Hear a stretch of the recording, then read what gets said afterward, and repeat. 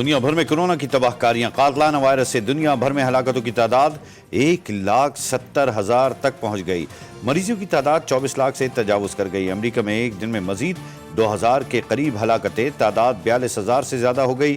8 لاکھ کے قریب مریض زیر علاج۔ اسپین، اٹلی، فرانس میں بھی کورونا کا قہر جاری۔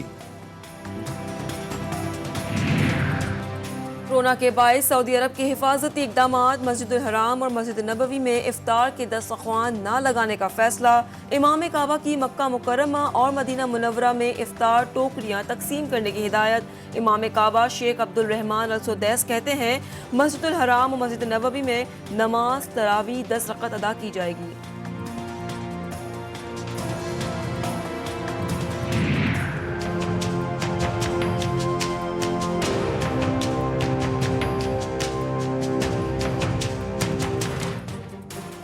ملک بھر میں کورونا کے مریضوں کی تعداد 8,500 کے قریب جا پہنچی۔ 176 افراد جاں بحق۔ پنجاب میں 3,721، سندھ میں 2,537، خیبر پختونخوا میں 1,235، بلوچستان میں 432، گلگت میں 263، اسلام آباد میں 181 اور آزاد کشمیر میں 49 مریض زیر علاج۔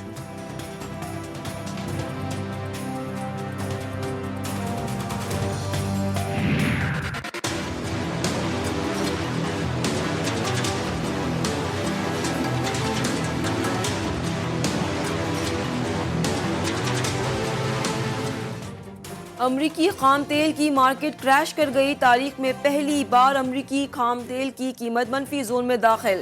پاکستان میں پیٹرولیم مصنوعات 15 سے 20% سستی ہونے کا امکان۔ ذرائع نقل و حمل کی لاگت میں کمی سے مہنگائی کا زور ٹوٹنے کے امکانات بڑھ گئے۔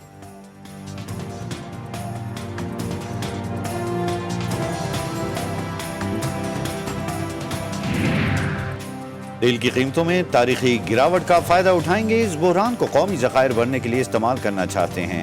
امریکی صدر ڈونلڈ ٹرمپ کہتے ہیں قیمتوں میں بہتری آنے پر اس اضافی تیل کو فروخت کیا جائے گا۔ امریکی صدر کا سعودی عرب سے تیل کی درآمد روکنے کا عندیہ۔ صدر ٹرمپ نے تیل پیدا کرنے والے ممالک سے ڈو مور کا مطالبہ بھی کر دیا۔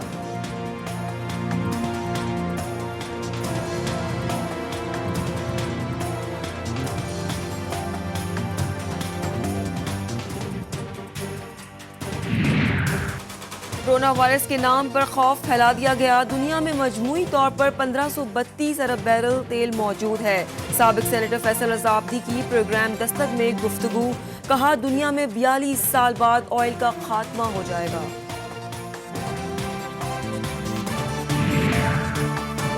پاکستان نے بھارت کے غیر ذمہ دارانہ بیانات کو مسترد کر دیا۔ بھارت کا اقلیتوں کے ساتھ رویہ عالمی برادری کے لیے باعث تشویش قرار۔ ترجمان دفتر خارجہ کا کہنا ہے کہ بی جے پی حکومت کی اسلام مخالف سرگرمیاں جاری ہیں۔ وزیر اعظم عمران خان کی ممتاز علماء کرام کے وفد سے ملاقات کام کر گئی۔ ملک بھر کے جید علماء کا عمران خان کو مکمل تعاون کی یقین دہانی۔ اجلاس میں رمضان المبارک میں مساجد کھولنے کا فیصلہ۔ علماء کرام کا مساجد و مدارس کے یوٹیلیٹی بلز میں ریلیف فراہم کرنے کا بھی مطالبہ۔ آپ کی اپنی زندگی کا سوال نہیں ہے۔ اس کرونا وائرس کی وجہ سے ہو سکتا ہے آپ تو تندرستی سے نکل جائیں، لیکن اگر آپ کسی اور کو انفیکٹ کر دیں اور اس وبا سے خدا نخواستہ وہ تکلیف میں آئے یا اس کی جان چلی جائے تو اس کی ذمہ داری بھی آپ پہ ہی ہوگی۔ سندھ حکومت نے بھی مساجد میں باجماعت نماز کی اجازت دے دی۔ ہیلتھ ایڈوائزری پر عمل لازمی قرار۔ وزیر اعلیٰ سندھ مراد علی شاہ کہتے ہیں عوام کی حمایت کے بغیر حکومت ایک بھی کام نہیں کر سکتی۔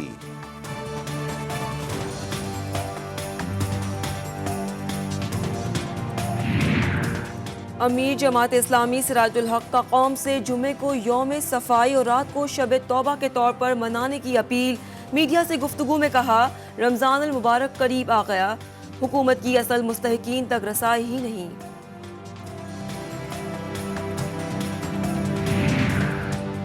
وفاقی حکومت نے رمضان المبارک کے دوران سرکاری دفاتر کے اوقات کار کا اعلان کر دیا۔ کچھ دفاتر رمضان المبارک میں 5 اور کچھ دفاتر 6 روز کھلیں گے۔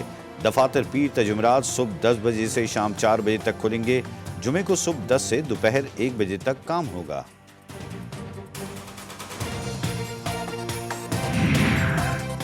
رمضان المبارک کا چاند دیکھنے کے لیے مرکزی رویت ہلال کمیٹی کا اجلاس جمعرات کو کراچی میں ہوگا۔ اجلاس کی صدارت مفتی منیب الرحمان کریں گے۔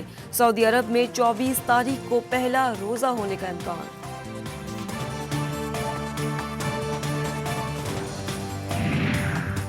حکومت نے رواں سال زکوٰۃ کے نصاب کا اعلان کر دیا۔ رقم 40,329 روپے مقرر۔ بچت کھاتوں میں 40,329 روپے سے زیادہ رقم کی صورت میں 2.5% زکوٰۃ کٹوتی ہوگی۔ بینکوں کو یکم رمضان کو زکوٰۃ کی کٹوتی کی ہدایت۔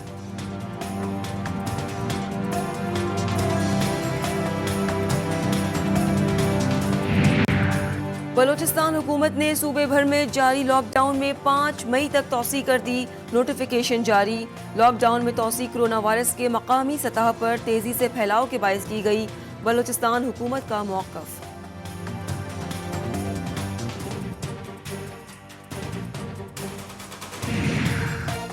وفاقی حکومت کا شہریوں کو ریلیف دینے کی جانب ایک اور اقدام۔ ملک بھر میں لاک ڈاؤن میں نرمی کے بعد مخصوص کاروبار کھل گئے۔ الیکٹریشنز، پلمبرز، کارپینٹرز اور درزیوں نے دکانیں کھول دیں۔ کنسٹرکشن انڈسٹری سے جڑے شعبوں نے بھی کام شروع کر دیا۔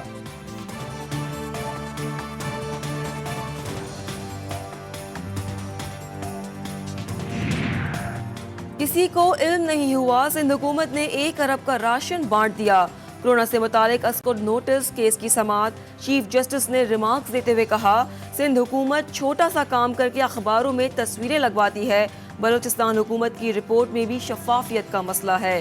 وفاقی، صوبائی اور گلگت بلتستان حکومتوں سے پیش رفت رپورٹ طلب۔ شہریوں کی موٹر سائیکلوں سے ہوا نکالنے والے پولیس اہلکاروں پر آئی جی سندھ برہم۔ آئی جی سندھ کا پولیس اہلکاروں کو صرف قانونی کارروائی کا حکم، اہلکاروں کو ویڈیو بنانے سے بھی منع کر دیا۔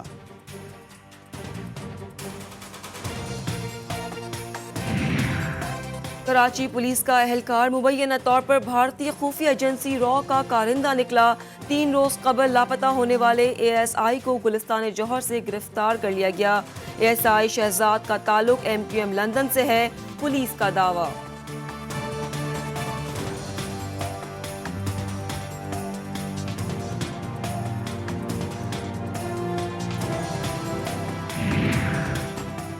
نوشیرہ میں اسسٹنٹ کمشنر سمن عباس کے محافظوں کا غریب سبزی فروش پر تشدد۔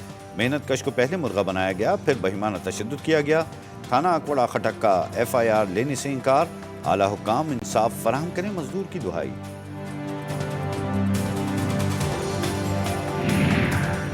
ملک میں بجلی کی قیمتوں میں کمی کے لیے خصوصی کمیٹی تشکیل دے دی گئی۔ وفاقی وزیر توانائی عمر ایوب سے بجلی کی ترسیل کی کمپنیوں کے نمائندے کی ملاقات کا اعلامیہ جاری۔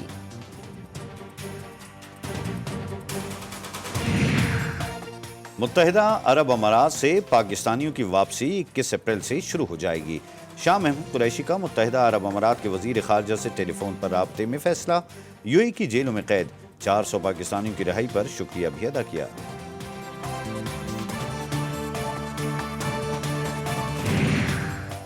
گورنر سندھ کا کراچی میں دعوت اسلامی کے مرکز فیضان مدینہ کا دورہ۔ لاک ڈاؤن کے دوران مستحق افراد میں راشن فراہمی کے انتظامات کا جائزہ لیا۔ عمران اسماعیل کہتے ہیں، کورونا سے محفوظ رہنے کے لیے سب کو مل کر کام کرنا ہوگا۔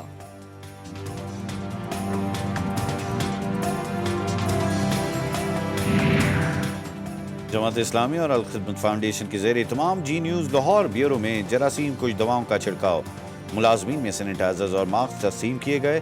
امیر جماعت اسلامی لاہور نے جی نیوز کی صحافیانہ خدمات کو سراہا۔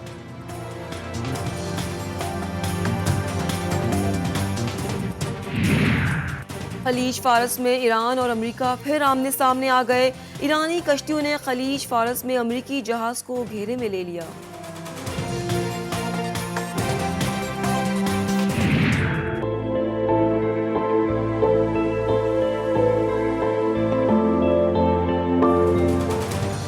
چین میں دنیا کے سب سے بڑے فٹ بال اسٹیڈیم کی تعمیر کا آغاز۔ کمل کے پھول سے مشابہت رکھنے والے اسٹیڈیم میں جدید سہولیات سے بھی آراستہ ہوگا۔